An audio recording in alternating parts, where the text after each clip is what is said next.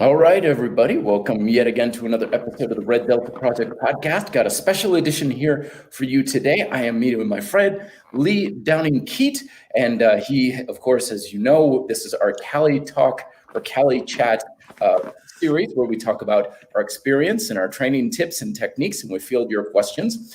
And if you haven't checked out Lee's channel, by the way, check it out down below in the description. He's got a lot of great videos, a lot of good product reviews and stuff. But Lee, let's dive right into this. Today's topic is mistakes we have made or we've seen others make in our calisthenics training journey. And hopefully others can learn from these mistakes before they make too many of them themselves. So what are some of or the biggest mistake that you have made in your calisthenics training? Calisthenics and other things, I think it's channel hopping, program hopping. So it's the idea that people will start a new program, they'll go on Google, they'll go on YouTube, and they'll find someone that says, this is the best workout, do this. They'll do it for maybe a week or two, a month max, and they don't seem to find the results that they really want. They blame the program, and then they jump onto another one. And it just continues like that all the time, just constantly swapping between programs.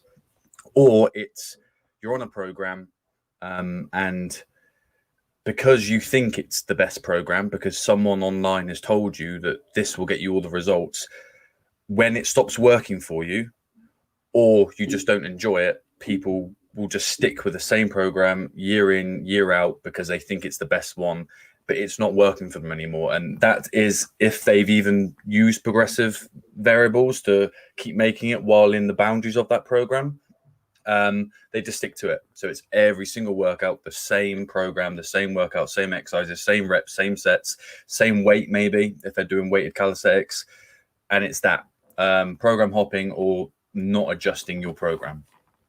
I can relate to that one, especially when starting out. It's very tempting to think, oh, I'll try this program. And it's like one of two things happen. Either not much happens and you think it's not working because it's only been a few weeks. And typically you need roughly about 6 to 8 weeks to really evaluate a program. So you hop, or something does happen fairly quickly and you start to feel really good and positive about it. Like, this is it. This is the program I'm going to do for the rest of my life. And you just stay on it. And this is how you see some people in the gym. They're not changing. They're not getting stronger. Their weights are the same. And they're like, well, I'm sure if I just stick with it. And like, well, how long have you been doing it? It's like 5 years. It's like, oh, God, no, please. Let me introduce you to some other strategies, because there's a lot of different ways we can do this. I think the way we get trapped into that is we think there's just one way to go about this. So we're searching for that one way and we haven't found it yet. So we think other things don't work, or we think we found that one way and we're not willing to look into other programming variables, going with like a 5x5 program if you like volume, or if you're going with 5x5 and you're like, yeah, let's try doing 100 reps of pull-ups today or something. There's value in all programs. And so having some change, but at the same time sticking with something for a good month or two, it has a lot of value to it.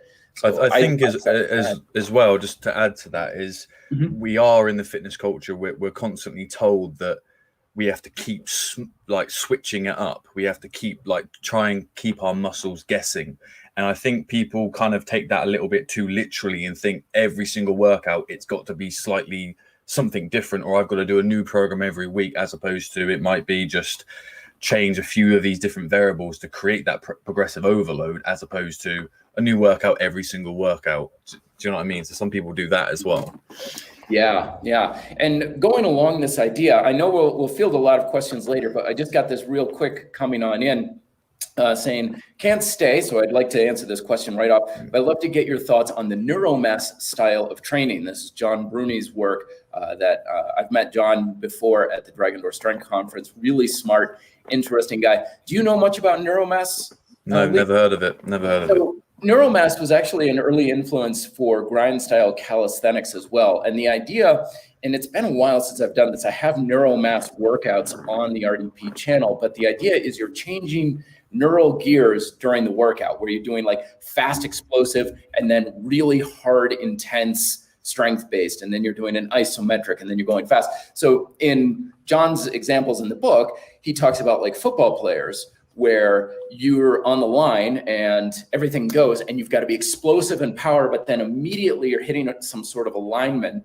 And then you go from going super fast to not hardly moving at all, and you're pushing as hard as possible. So the Neuromass program is all about changing up how you're using your muscles in different aspects of strength. Personally, I think it's a fantastic program. Getting some different variables in the same workout, like an isometric and then an explosive or slow and very heavy and then fast and light, and changing things up like that. I'm a big fan of that approach. Again, that was an early influence to why we do things the way we do in grind style calisthenics. Fantastic program. I think John's really got something. So thanks for the question. I want to make sure we answered that because he said he couldn't stay.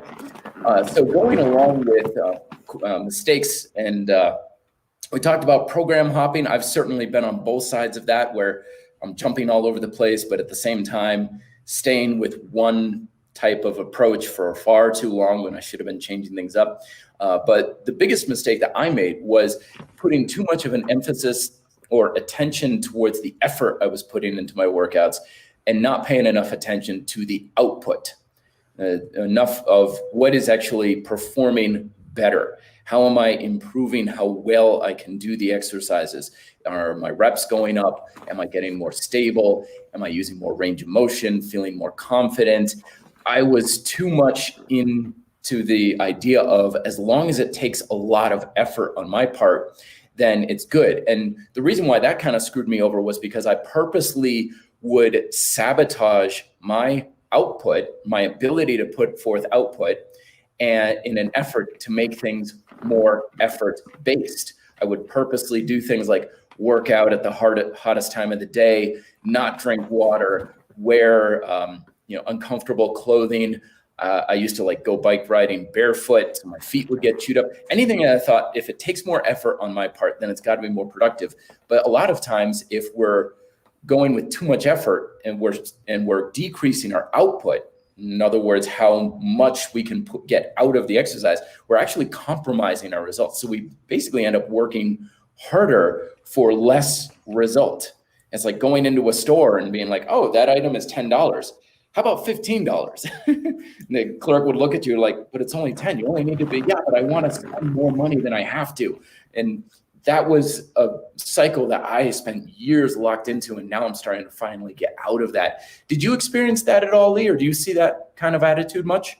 I was definitely guilty of smashing myself every single workout, thinking that was the how you were going to get full progress. And I would, every single workout, it was like, let's say I was doing deadlifts at the time, it'd be like every single last rep, I felt like I was just going to collapse. I just felt like I've given everything, and I was training like that for a long time. I made good progress, but it burnt me out completely because I thought I've got to keep pushing and I've got to keep going to my max if it's going to get anywhere. So I was definitely very, very guilty of it, of going too hard and thinking that the more you put in and the harder you work, the more you get out, which to a degree you get a little bit more than if you hardly do anything, but it's not sustainable and it's not the only way to get results. Yeah, one of the books that finally started to break me out of the idea was, I recommend Dan John's Easy Strength. And the concept of the Easy Strength program actually supposedly came from Pavel Tsatsouline, and Dan John kind of wrote the book on it. But the idea is that you are not crushing yourself, but you're still working to improve your proficiency in the exercise. So you're not going to your absolute limit. So basically the idea is, instead of trying to improve your 100%, you're trying to improve your 80%. Because if you can improve your 80%, your 100% marker will move forward on its own. And that's definitely a strategy I recommend, especially for anybody listening. If you feel like you're just beating your head against the wall and you're feeling like, I just can't get past this point, give the Easy Strength approach a try. And of course, you can approach it to weightlifting, calisthenics. It's all the same idea of go to 50 to 70% effort in your workouts and just basically try and get better at doing the exercise and add resistance when it gets easy, not because you can continue to make it get more weight and reps, but when it really actually gets easy. And that's more about, let's focus on getting the output out instead of just busting ourselves over the head with a lot of effort. Now, Lee, when it comes to, with working out and fitness and stuff, have you seen other people keep making the same mistakes? Like everybody out there keeps going with in the same sort of pattern recurring that you see? What do you think about that? It is normally like when you're in the gym, you see the same people in the gym doing the exact same thing. And a lot of the time, sadly, they're doing bad form, and it's a repeated process of just doing things in a bad way over and over again. And then you'll notice the same people, and there's probably people that are watching now that have seen people that go to the gym that haven't changed in years. They look exactly the same. They've either never lost weight, they've never got any stronger, they've never got any, whatever their goals were. Like, people just keep repeating the same stuff. Sadly, it happens a lot, but it's one of those things that I guess this is why we make this channel, do this live stream, to try and put information out there to try and help people to stop making these recurring mistakes that people feel very, very lost. Like you said, you're beating your head against the wall, like you don't know what isn't working now. I might have got progress at the start, but why are things suddenly not working now? And again, the information is out there. It's just who you get it from and if you actually look at all. Mm-hmm. Yeah, I think one of the things that is an attitude that I've adopted that's very good is that there's always so much more that we don't know and understand about even the most basic concepts. Like if you think of like this is your totality of knowledge, especially for beginners, they learn a few things about push-ups and they think they've got this much understood about the push-up, when in reality it's like that much. And one of the things I've noticed in my own career, but also just with people in general, is the more advanced you get, the more you realize how little you actually know and understand about what you're doing and how much more there is out there. So I think there's a tipping point a lot of people reach where they're like, I know so much. I know pretty much all there is to know about push-ups or squats or whatever. And if you stay on it and you keep learning, eventually you get to this point like, dude, I could live for 1,000 years and barely scratch the surface on how to do this technique or what it really is all about. And that's why you'll often hear the more advanced athletes or advanced practitioners in anything saying, oh my gosh, I've got so much more to learn. People are like, you're the best in the world. They're like, I'm not even close to getting 1% of the understanding of what there is out there. So I think a good attitude to adopt is that no matter how much you learn, there's always so much more out there. So don't rest on your laurels. Don't get complacent. Keep hungry to understand what you're doing at a deeper level, and that will keep you moving forward rather than, oh, I know how to do push-ups. I don't need to learn anything more than that, even though you've been doing it for like 6 months. That I would definitely second with that as well. Let's get into some of these questions a little bit. We've got, let's see, where was it? I got to scroll through to find things. Talking about chest pain during dips. This is something that depends on what the pain is. I mean, pain is always a hard thing, almost impossible to diagnose on anything on the internet. The internet's the worst place to get a self-diagnosis on such things. But lots of times with dips, especially if the muscle isn't resilient and mobile enough, if you come back, because dips use the chest in the biggest range of motion of all chest exercises. So when we do a dip, the pectoral, I know you can't quite see this, the pectoral gets stretched as much as possible. So if you don't have the strength in the chest, you won't have the mobility in those chest muscles, and you sometimes get a strain, particularly near the sternum level. And if that happens, it's just a case of got to go lighter, let it heal, could take several weeks kind of thing. Assuming that's the case. Have you experienced stuff like this before, Lee? Not chest pain with dips, but I know a lot of people struggle with especially shoulder stuff when doing the dips, because like you said, that it is very, very easy to that shoulder extension to increase it dramatically. And if you're doing that under load, your whole body weight, it puts a lot of stress on the connective tissue. And obviously, depending on if you're upright or further over, it can place stress in different parts of your chest or your shoulder. But like you said, it's very difficult to diagnose someone over line. And obviously, as we've always said, is go to a doctor or someone like that to get it properly checked. But like I said, it's one of those ones like, do you feel the discomfort when doing push-ups? Is there different things that you can play around with the dip to see, is it too much of a range of motion that seems to, once you go past that point, then you feel the pain, or is it pain completely the whole time? And it might be then something, okay, that could be, you're just gonna have to get rid of the dips for a while, rest it, work on the push-up, and maybe it might be, like you said, there isn't enough strength, there isn't enough mobility and the strength within that range of motion that your body seems to be struggling with. You could be someone that's very, very heavy, that the dip is a hard move. You're moving your whole entire body weight. So there's so many different variables that can go into why you feel something in a certain area. But like you pointed out, like, it does put your chest at a very, very long, like that stretch on the chest is very, very extreme compared to a push-up, which is obviously a lot safer. And obviously it depends with your elbows and if you're flaring them and different things like this. Yeah, that's one of the things that I've adopted, is trying to get my dip as narrow as possible. It's a pet peeve of mine. Sometimes I'll go and find dip stations at playgrounds and stuff, and it's like, my gosh, who's using these damn things? Like Andre the Giant, they're like so wide. And one of the things I love about using dips on things like suspension straps, gymnastics rings, the handles on my body weight master, you can put them at the width you want. So it's like, oh, finally, I can do dips at the width I want. I don't have to be wrenching the hell out of my shoulder with these super wide dips, because it's a myth that in order to build up the chest, you have to have your arms wide out to the side.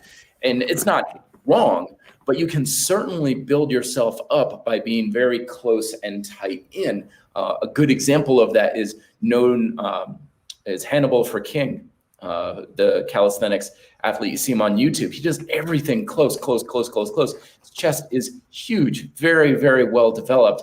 And it's a proof to the testament that you don't have to go wide. So I've always given the analogy that in the martial arts, like, we put people's arms out to the side if we want to do arm bars and we want to stress their joints. If you want to protect your joints, you keep it in close. So I just apply that with strength training. Like, everything I do is always as close as possible for the joints. Especially for stuff like leverages and things like that, that the further you go away from that point of rotation, so your shoulder, whatever it is, the further you go away, the weaker you're going to be, and the more harder it is to make sure that, let's say, that shoulder joint is stable. So I'm like, I know that people are very into these Bulgarian ring dips now, where for me, I don't like the elbows going out, flaring out. It's everything is in and tight and compact, because you don't want to put your shoulder health or your joint health, connective tissue, at the expense that someone says you might build a bigger chest by doing it this way. So you don't need to isolate muscles to make them bigger. Absolutely, for sure. Let's field another big question here. We got one. What kind of role do genetics play in building muscle? Lee, take the floor. I think it does have a big role, like everything. It has a big role, but I think people place too much of an importance on it, because I don't think a lot of us truly know what our genetic potential is. I mean, if your parents and your grandparents were world-class athletes, you know, you might be able to see your potential, but what are their fitness things? How do we really know what our potential truly is? And I think a lot of people fall on that, thinking, I'm never going to get there because of my genetics. So sometimes I feel it's a bit of a cop-out, where they do play a role, how big and tall and different things like that, but it's pay more attention into your training and being consistent and doing it right, because a lot of people don't train long enough to even reach their full potential, like their genetic potential. There's a lot of people that have no idea what their full genetic potential really is, because a lot of people either quit or they don't see results fast enough, so they then start taking, say, performance enhancers, and then that's just, you don't know what your potential now is because it's been changed. But you know, it plays a role, but pay more of attention into your training, your nutrition, and your recovery, and it could be years before you even reach your full potential. It's a hard one to know, because without looking at parents and family and exactly what you have a potential, and then going in and finding out how much muscle fibers and all these different things, like, you don't ever know what your true potential is. Mm-hmm. Oh yeah, definitely. And this kind of echoes with what I was mentioning earlier. When it comes to building muscle, there's a lot of mystery to that. Again, a lot of us are armchair beginners when it comes to understanding. But when you talk about neuromuscular scientists who understand it on a much deeper level, they'll be like, look, dude, we don't know why some people get bigger and some people don't. We're not really sure why even muscles get bigger in the first place. I mean, there's hormone factors, there's genetic factors, there's diet, there's exercise, there's how those things interrelate. So if you have certain genetics, are you better with volume or better with intensity? Or maybe you need more rest or less rest, but in certain ways, a different diet.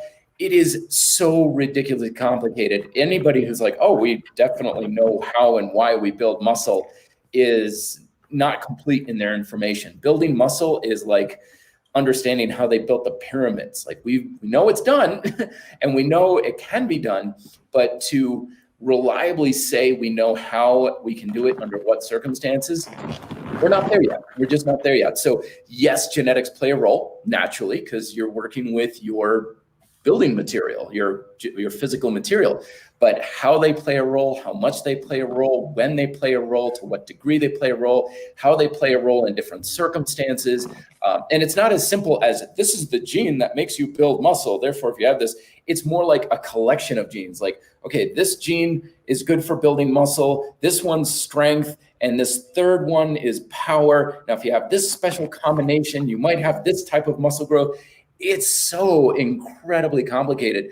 I remember hearing a study where scientists thought for sure they knew they had it nailed down of this is the gene that will help you be like fast and explosive. If you have this, you can be an Olympic sprinter. If you don't have this, you have no chance of being even a good amateur athlete. And then they went and tested Olympians and they found that over 3/4 of the Olympians didn't have that gene.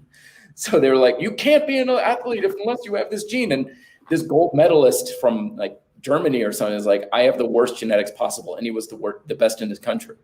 So how it all works, that's why I say embrace the mystery of this, folks. The minute you start telling yourself, I can't do it because of X, Y, and Z, you're putting a self-imposed limitation on yourself that simply does not need to be there. All right. Next question here, Lee. What kind of cliche question, but I've been doing push-ups, pull-ups now for 2 years. Couldn't do 1 rep when I started. Now I can do 4 sets of 8 reps of both. Congratulations, Cheep Choop. Is this normal progress? Well, first of all, congratulations. Pull-ups are very hard to do, so you've made a massive improvement there. So that's good. Don't worry about the timeline. It's different for everyone. There's so many different variables and how everyone trains, so you don't need to compare yourself to other people.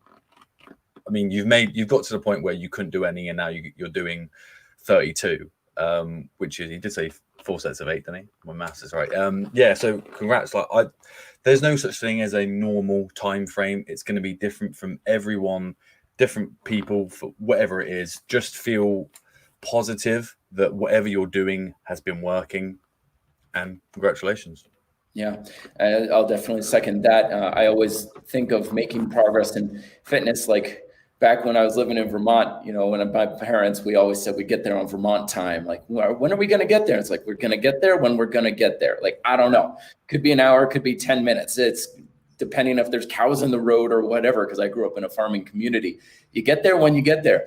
But the other thing I want to point out is that with social media and stuff, there's so much of a skewed perception of what strength is and what is normal, quote unquote, where someone might say, I can do 8 pull-ups for 4 sets. I mean, 4 sets of continuous 8 pull-ups, that's 1% territory. That really is, because you take the average questionnaire on the street of how many pull-ups can you do, well over 50% can't do 1. Yeah.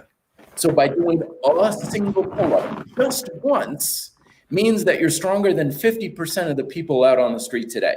Being able to do multiple sets for multiple reps really is 1% territory as far as the general population is concerned. Now, you go to a calisthenics competition or something, and the numbers in relation would be askew.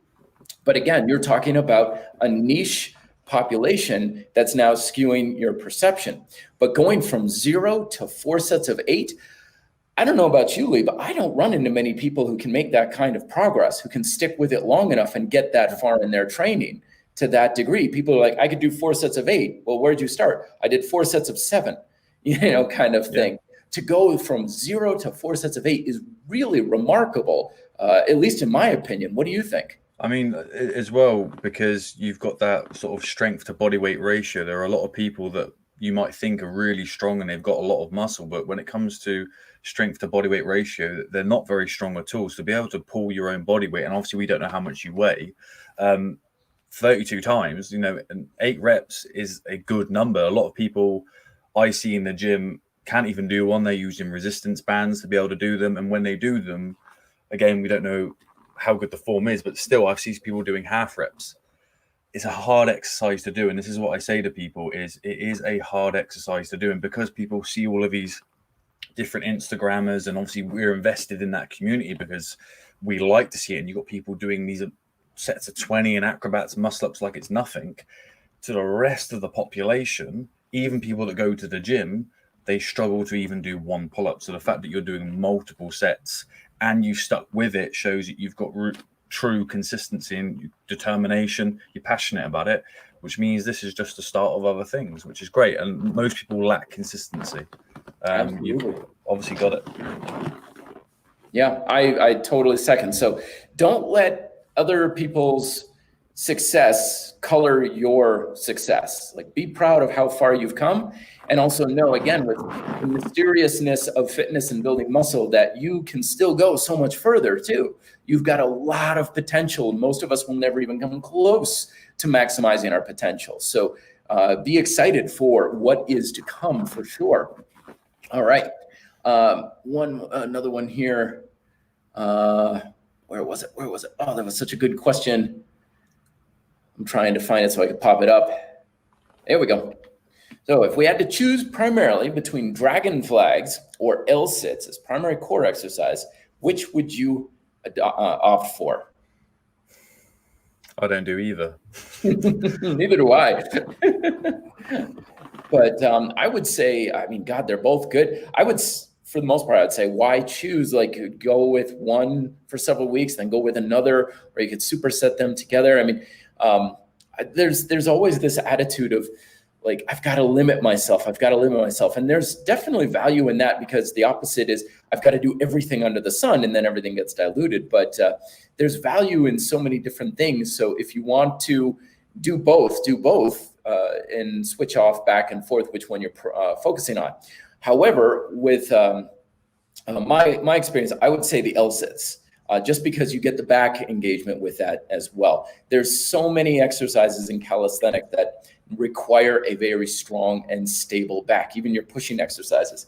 And that's something that I find is often lacking in a lot of athletes, is the ability to really pack those shoulders down and back, controlling the tension in the traps and the lats and stuff. And the L-sits are great for that. In fact, sometimes I'll give people L-sit style exercises, not for their abs, but to condition their back and their shoulder stability. So for that reason, I would put a little bit of an edge towards the L-sit for that reason, and supplement with the dragon flags. Yeah, I agree. Very good. Let's see. For legs, I like to hold a 45-pound plate in each hand and do about 100 or so lunges. Woohoo! Burnville for the legs. Oh man, fantastic. I mean, I'm a big fan of lunges. As you know, I recommend lunges in my Triad Muscle Revolution program that I have in the free ebook over at reddeltaproject.com. 45 pounds in each hand, especially if you've got your weight primarily on the front leg. That's a pretty heavy lunge. One of the mistakes I see people making a lot with lunges is they keep their weight 50-50, and then they push off their back foot too much. And lunges, the way I like to think of lunges is they're basically one-legged squats. Your front leg is doing a one-legged squat. The back leg is just there for some stability. And you want to essentially make that front leg do as much of the work as possible. You almost want to treat that back leg like the dead leg. That's why sometimes I'll give people what I call an instep lunge, where instead of being on the ball of the foot, on the back foot, is I'll have the athlete lay their instep on the floor. So they can't push off that foot at all. And the front leg has to do all the work itself. I'm just rambling on lunges here. Lee, do you have anything to add there with Smith H? No, to say lunges are a fantastic exercise. They're underrated completely. So the fact that you're doing it that amount for that many, beast. Yeah, absolutely. Yeah. Oh, and one more thing too is a lot of people are like, my knees, my knees. I recommend reverse lunges instead of the straight walking lunges where you stand in one place, you extend a leg behind you, you basically squat on the front leg, and then you pull yourself back up. I like that for several reasons. One is it gets the glutes and the hamstrings because you're pulling yourself forward. Plus, you don't need space for it. You could do it in place. You're in one spot. So you don't have to like be walking up and down the gym floor and avoiding people walking around and people have to avoid you and stuff. I recommend doing spot reverse lunges over walking lunges. I think with the walking one as well, like the momentum is more forward driven. So sometimes it's very easy to either just keep it in the quad, or a lot of people feel that more in the knee because it just travels further forward. So the back one I think is better. Then it treats it more like a squat as well. Absolutely. Good point, Lee. Very, very good. This is a common one. Back exercises without any equipment at all. This one comes up quite often in the calisthenics community. I don't have a pull-up bar, don't have anything I can pull on. What do you recommend? Buy one. Yeah, that's my recommendation too. Like I said, I mean, I've got a video coming out today about the top 5 calisthenics equipment, and a point I'll make in that is if you truly are taking your calisthenics seriously, or you really want to get invested into it, buy at least a minimum of a pull-up bar, because they're very, very cheap. A door frame one that you wedge in between or hooks over, you'll get so much out of your training just by being able to do pull-ups. Pull-ups are that great. If you were to pick one exercise, it would be a pull-up. So if you're, buy one, or if you have to drive, walk to a park or somewhere where there's some scaffolding or a tree, wrap a towel around a tree and then do your pull-ups. Like there's one, I guess, no equipment, use a towel and a tree, but it's literally that important. If you really want to go far and really do it, invest the money. A pull-up bar is a must, I think. Absolutely. Totally agree. Calisthenics sometimes gets this reputation as being as minimalist as possible from an equipment standpoint. And there is a lot to be said for that. But I think some people are so invested in taking it to a very large degree that they'll purposely limit their equipment options. Yeah. And being minimalist isn't about going with as little as possible. It's about recognizing what's most necessary and what you get the most value out of without having extraneous, wasteful time and energy on other things. And something you can hang from is certainly not that. I'll also second and plug one of my own videos. I have a video several weeks ago I did. Basically, it's a simple pull-up device. All you need is literally a length of rope and 2 PVC handles. You can hook it over tree limbs or beams and stuff like that. Very easy to build, super cheap and affordable. And yeah, this is one of those areas that it's not that hard. It's not that expensive. Shouldn't be that much of a deal. I mean, if you're watching this on a live stream, if you can afford the technology to get this, you can afford a metal bar that goes across your doorway kind of thing. And they're about like 10, 15 quid, aren't they? I mean, I can understand if you're worried about damaging the door frames if you rent somewhere. But again, like you could literally go for a walk somewhere and you'll probably end up walking past numerous places where you go, oh, looks like a good place I could jump up and do some pull-ups. Like, if you're into like calisthenics, you're constantly looking for somewhere to do pull-ups from, but you're bound to find somewhere that you can do it. Definitely. Absolutely. And once again, everybody, link to Lee's channel is down below in the description. So if you're watching this later, or if he hasn't yet, click on that and you can check out his video on the best calisthenics training equipment. Lee's always got great reviews and stuff. So definitely head over to his channel and check that out for sure. Let's see, what other questions? Here's one. Bob Mate, is there any role swimming and kickboxing have in building muscle? Well, I'll just add this is, again, muscle is a mystery.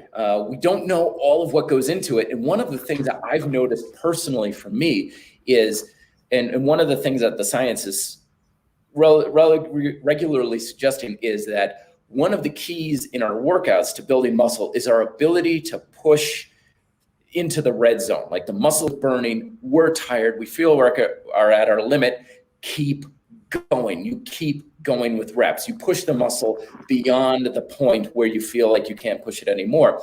And that's hard to condition yourself in strength training. But things like swimming, kickboxing, exercises that get you outside your comfort zone and get you used to pushing into a higher gear, even when you think there's not any more that you can do, that carries over to strength training in a big way.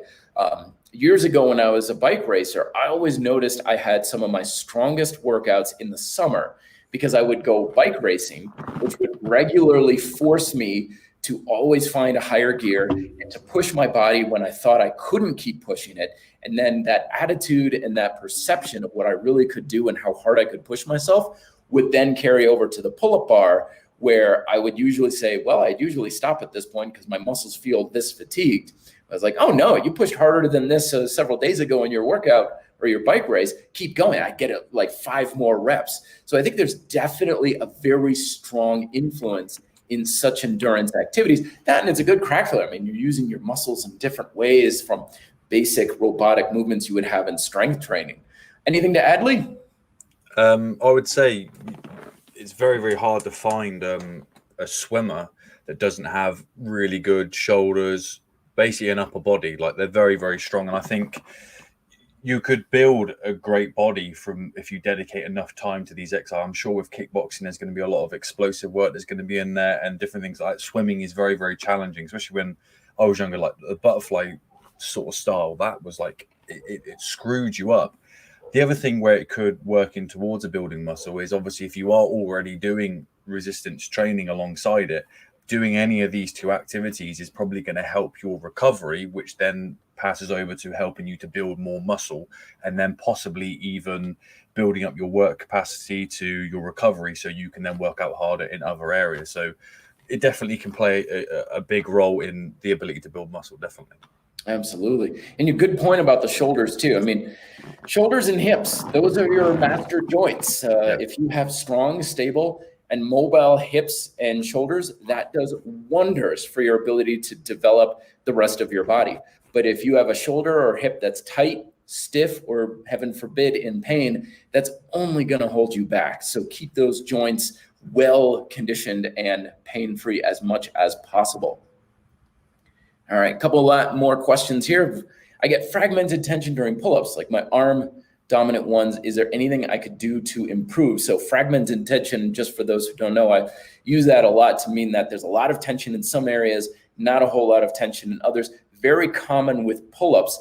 And usually what I find with a lot of people is they have a lot of work in the arms, not much in the back. Usually what that means is that the shoulders are either too elevated or too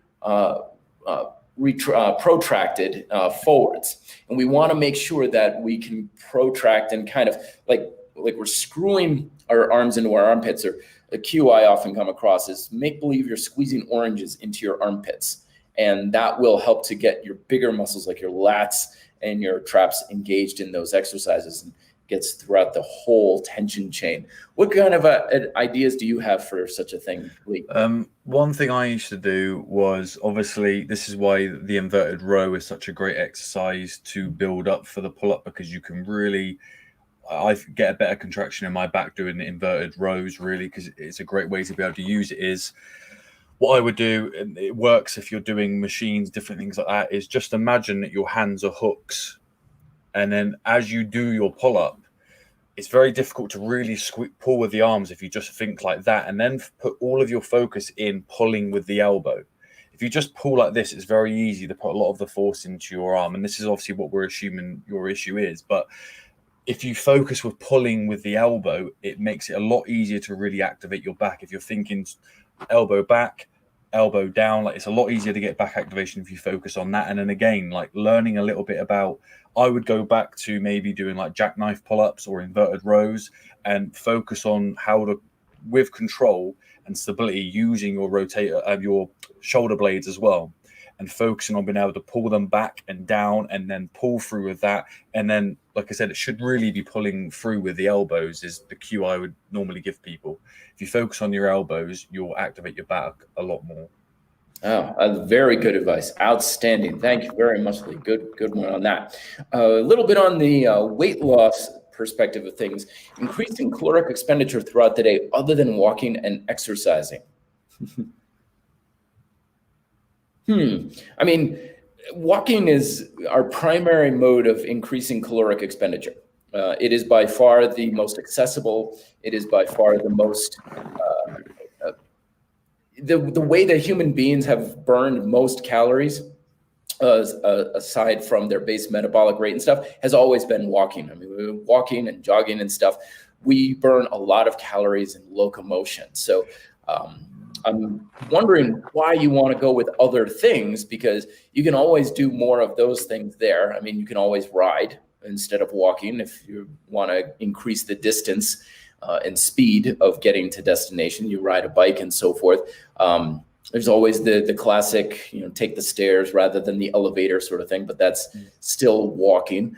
I think this goes along with, again, sometimes we're looking for more things to do, and we think more variety and more stuff will give us more options. But the reality is that if we just keep to a very basic toolkit and we learn how to do those things in a more proficient way, then we're going to get more out of it. So walking has always been one of my go-tos. Like, people are like, I need to burn calories. I'm like, just walking. Just get out and walk where you need to go, walk for recreation, walk to de-stress, get out and walk to the park for your calisthenics. Walking is a big one right there. I'd say also just get into active hobbies too. Take up a sport, take up some sort of hobby that includes some sort of physical activity as well. So that way you're learning some new skills, you're meeting new people and having fun with a new thing as well. And that could be anything from taking up a sport or getting involved in a club. Anything to add, Lee? Yeah, just wondering why, because obviously normally you increase your calorie expenditure by just exercising in general, but yeah, walking is one of the main ones. So I'll be a bit interested about why that, but this is why people don't realize why resistance training is so important when you're trying to lose weight. People just focus on just doing cardio and then creating a calorie deficit that way. Is the more muscle you have, the more calories you burn at resting. You're resting, like how many calories you burn just sitting there doing nothing will be higher. So if you were to pay more attention on building muscle or trying to maintain as much muscle as you possibly can, that's going to keep your calorie expenditure higher than possible. But yeah, just finding a way to be inactive more. I think this is where I guess having a higher protein diet in a way, like there are other things you can do, but like I said, walking is your main. So easy to do. You can do it every day and you can do for a long period of time. It's the easiest way to burn calories. Just eat less. Yeah, keep the diet in check. And again, we were talking about muscle being many different pieces to the puzzle. Weight loss is the exact same way. Like, you're not going to lose weight because you follow a particular diet. You're not going to lose weight because you have a particular exercise style, or you do a set and rep combination, or you just avoid certain foods. It's very common where people will change one variable and they'll get a result, and they think that variable is the lone single thing that determines the result, which is a trap that is very easy to fall into. I've fallen into it many times, going along again with our idea of mistakes that we change. In the book Fitness Independence, I talk about how you're lost and you don't know how to get to a destination. Someone says you need to drive a red car, and then you get a red car and you buy a red car and you pay all the money and stuff, and you get there and you're like, oh, so if I want to go to the airport, I have to drive a red car, even though it has actually nothing to do with the actual ability to get to the airport. Happens all the time where people are like, if you want to lose weight, you got to do this kind of exercise, you got to do this kind of diet, you got to eat this way, exercise that way. When the reality is you've got to just get more going out than is coming in. And you can do that any way you want. It's use the resources and abilities that you have at your disposal. And walking is just, we recommend it just because it's so accessible to a lot of people. And I see a lot of people are successful with walking just because they can do it. They can do it all. I mean, I was just thinking that the question could be driven by the fact that even though walking is fairly low impact, it might be an issue where either the ability to walk or they struggle to do stuff that might be that impact load. They're trying to find other ways to do it. So the next one would be swimming. It's very, very low impact and very accessible to people. If you're someone who is, say, overweight or elderly, where walking and stuff like that either the weight of you on your joints is too hard, or maybe you just haven't been doing it for a very long time. Swimming is a good way to add that in, and even I guess biking, but then exercise in general. So yeah, it's a hard one to do sometimes. Yeah, and also don't forget there's so many different variants of everything. Like here, I got the Rocky Mountains in my backyard. Like you can go for a hike, which is still just walking, but a hike is very different environment, very different approach. Like last week I went and I did this hike up Royal Arch over in Boulder, the Flatirons. I mean, it was just walking uphill for an hour, and that did not feel like walking along a bike path, in your neighborhood kind of thing. Totally different. You're still just walking, but the experience is so different for mind and body that it gives you that variety, but you're still just walking in the woods. It's Bill Bryson wrote that book about hiking the AT trail. It's like, I'm just walking in the woods. That's all I'm doing. So it's very accessible. One more question here. Any thoughts on using visualization in your training? Lee, take it away. I haven't got any thoughts on that at all. No, very good. I'm not sure what he means by the question. So if you shoot and then I'll add on. Yeah, so visualization, as I understand it, is you're basically rehearsing something in your head first. And this is a very powerful tool, especially for those who are struggling with something that they just can't quite seem to get. Because always remember that it is your mind ultimately that trains your body. I always say training your body is real simple and easy. It'll do anything your brain tells it to do. It's training your brain that's the hard part. And visualization is like just a little playing in a movie of watching yourself or seeing yourself doing that thing. And this is where sometimes YouTube videos can actually be of some good, believe it or not, where you can watch someone doing something that you want to accomplish, and then you get to see it, and then you play that in a movie of yourself doing it. And if you're training your brain for it, you're already halfway there. Because if you're conditioning your mind to be able to do something over and over, your brain doesn't know the difference between visualization and actually doing it. There's lots of studies where people will be injured and they can't even walk, but they'll visualize themselves doing their sport or their activity. And then when they recover, they come back and they're not at their top form, but they haven't lost nearly as much as if they just totally let things go. So visualizing what you want to do, visualizing the results you want, seeing yourself there, practicing it every single day is a very potent and powerful tool. It takes almost nothing to do it, very little time, very little energy. Definitely a better use of your time when you're like waiting in line at the grocery store than scrolling through social media for the umpteenth time. Just kind of visualizing yourself doing the things that you want will carry over to your training for sure. Little story, years and years ago, I actually won a bike race based entirely on visualization, because I had to go down a hill at the end of the race and I had a broken derailleur. I couldn't change my gears. So the only thing I could do was just let go of the brakes and let the bike run down the hill.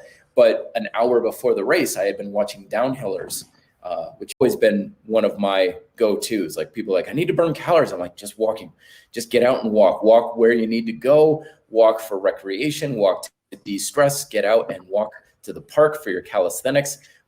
Walking is a big one right there. I'd say also just get into active hobbies too. Take up a sport, take up some sort of hobby that includes some sort of physical activity as well. So that way you're learning some new skills, you're meeting new people and having fun with a new thing as well. And that could be anything from taking up a sport or getting involved in a club. Anything to add, Lee? Yeah, just wondering why, because obviously normally you increase your calorie expenditure by just exercising in general, but yeah, walking is one of the main ones. So I'll be a bit interested about why that, but this is why people don't realize why resistance training is so important when you're trying to lose weight. People just focus on just doing cardio and then creating a calorie deficit that way. Is the more muscle you have, the more calories you burn at resting. You're resting, like how many calories you burn just sitting there doing nothing will be higher. So if you were to pay more attention on building muscle or trying to maintain as much muscle as you possibly can, that's going to keep your calorie expenditure higher than possible. But yeah, just finding a way to be active more. I think this is where I guess having a higher protein diet in a way. Like there are other things you can do, but like I said, walking is your main. So easy to do. You can do it every day, and you can do for a long period of time. It's the easiest way to burn calories. Or just eat less. Yeah, keep the diet in check. And again, we were talking about muscle being many different pieces to the puzzle. Weight loss is the exact same way. Like you're not going to lose weight because you follow a particular diet. You're not going to lose weight because you have a particular exercise style, or you do a set and rep combination, or you just avoid certain foods. It's very common where people will change one variable and they'll get a result, and they think that variable is the lone single thing that determines the result, which is a trap that is very easy to fall into. I've fallen into it many times, going along again with our idea of mistakes that we change. In the book Fitness Independence, I talk about how you're lost and you don't know how to get to a destination. Someone says you need to drive a red car, and then you get a red car and you buy a red car and you pay all the money and stuff, and you get there and you're like, oh, so if I want to go to the airport, I have to drive a red car, even though it has actually nothing to do with the actual ability to get to the airport. Happens all the time where people are like, if you want to lose weight, you got to do this kind of exercise, you got to do this kind of diet, you got to eat this way, exercise that way. When the reality is you've got to just get more going out than is coming in. And you can do that any way you want. It's use the resources and abilities that you have at your disposal. And walking is just, we recommend it just because it's so accessible to a lot of people. And I see a lot of people are successful with walking just because they can do it. They can do it all. I mean, I was just thinking that the question could be driven by the fact that even though walking is fairly low impact, it might be an issue where either the ability to walk or they struggle to do stuff that might be that impact load. They're trying to find other ways to do it. So the next one would be swimming. It's very, very low impact and very accessible to people. If you're someone who is, say, overweight or elderly, where walking and stuff like that, that either the weight of you on your joints is too hard, or maybe you just haven't been doing it for a very long time. Swimming is a good way to add that in, and even I guess biking, but then exercise in general. So yeah, it's a hard one to do sometimes. Yeah, and also don't forget there's so many different variants of everything. Like here, I got the Rocky Mountains in my backyard. Like you can go for a hike, which is still just walking. But a hike is very different environment, very different approach. Like last week I went and I did this hike up Royal Arch over in Boulder, the Flatirons. I mean, it was just walking uphill for an hour, and that did not feel like walking along a bike path, in your neighborhood kind of thing. Totally different. You're still just walking, but the experience is so different for mind and body that it gives you that variety, but you're still just walking in the woods. It's Bill Bryson wrote that book about hiking the AT trail. It's like, I'm just walking in the woods. That's all I'm doing. So it's very accessible. One more question here. Any thoughts on using visualization in your training? Lee, take it away. I haven't got any thoughts on that at all. No, very good. I'm not sure what he means by the question. So if you shoot and then I'll add on. Yeah, so visualization, as I understand it, is you're basically rehearsing something in your head first. And this is a very powerful tool, especially for those who are struggling with something that they just can't quite seem to get. Because always remember that it is your mind ultimately that trains your body. I always say training your body is real simple and easy. It'll do anything your brain tells it to do. It's training your brain, that's the hard part. And visualization is like just a little playing in a movie of watching yourself or seeing yourself doing that thing. And this is where sometimes YouTube videos can actually be of some good, believe it or not, where you can watch someone doing something that you want to accomplish, and then you get to see it, and then you play that in a movie of yourself doing it. And if you're training your brain for it, you're already halfway there.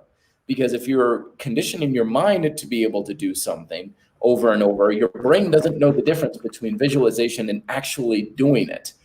There's lots of studies where people will be injured and they can't even walk, but they'll visualize themselves doing their sport or their activity. And then when they recover, they come back and they're not at their top form, but they haven't lost nearly as much as if they just totally let things go.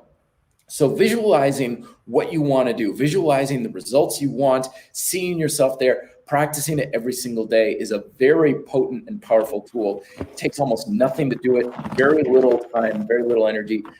Definitely a better use of your time when you're like waiting in line at the grocery store than scrolling through social media for the umpteenth time.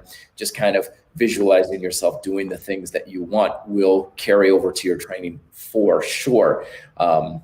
Little story, years and years ago, I actually won a bike race based entirely on visualization, because I had to go down a hill at the end of the race and I had a broken derailleur. I couldn't change my gears. So the only thing I could do was just let go of the brakes and let the bike run down the hill. But an hour before the race, I had been watching downhillers, which is a very different sport, but downhillers going down the mountain, flowing and beautiful and graceful. So I just used that visualization while I was going down. And I was thinking, I'm going to be like those downhillers. I was kind of moving and trying to be like them. And I won the race purely because of the visualization, because I usually suck at going downhill. So Lee, have you had an experience where you like think of yourself doing something and then you're doing it? Yeah, I think like trying to process, especially when you're trying to do like a new exercise, you're trying to focus on the different parts in, like, say, focusing on your back or different movement. And let's say if you, like I said, you've watched a video where you've seen someone doing it, or they've got visuals of what your back should be doing or arm should be doing, to try and picture that in your mind while doing it definitely helps to get the form down. But also that the idea of, I guess, in a way, putting that tension in the muscles and that mind-body connection of like knowing what muscles are doing what in what movement can definitely help the efficiency of your form and actually learning it right from the start. So yeah. Outstanding. Very good. Yeah, excellent points there. Visualizing just the muscles. I know a lot of bodybuilders, they'll talk about seeing in their mind the actual muscle being used during an exercise. And years ago, I got a piece of advice from a bodybuilder, and he's like, seriously, like you need to go on and research anatomy. Like if you're trying to develop a muscle, learn the anatomy of that muscle. Like where's the origin? Where's the insertion point? What's the shape? What is the pination of the muscle fibers? People, they think, oh, I'm just going to grab this bar and just start lifting, and the muscle will just know what to do. And that's kind of like me going down the road, taking my hands off the wheel in my car and just assuming the car knows where to go. So he said, you need to understand and know the muscle intimately. And then when you're doing the exercise, your brain will know how to use the muscle so much better through visualization, and you'll be able to engage it and get so much more out of the exercise. So you just reminded me of that, Lee. Fantastic advice, my friend, for sure. So anyway, Lee, it has been an absolute pleasure. We've been chatting here for nearly an hour. I know you're very busy. Everybody check out Lee's channel down below in the description. He's got that new video coming out soon on the reviews of exercise equipment for calisthenics. Yes, we are very low and minimalist on the equipment front, but that doesn't mean we can't play with fun new toys. Anything else to add, or you want to tell the people here, Lee?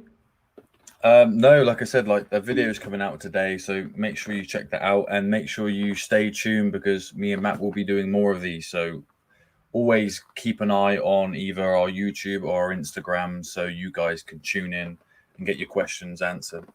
Excellent. Very good. Lee, thank you so much for coming on here. Everybody, this has been Cali-Chat with Matt and Lee. I'll talk to you folks later. Thanks again to your questions, and have a great Labor Day weekend. Till then, be fit, guys. Live free.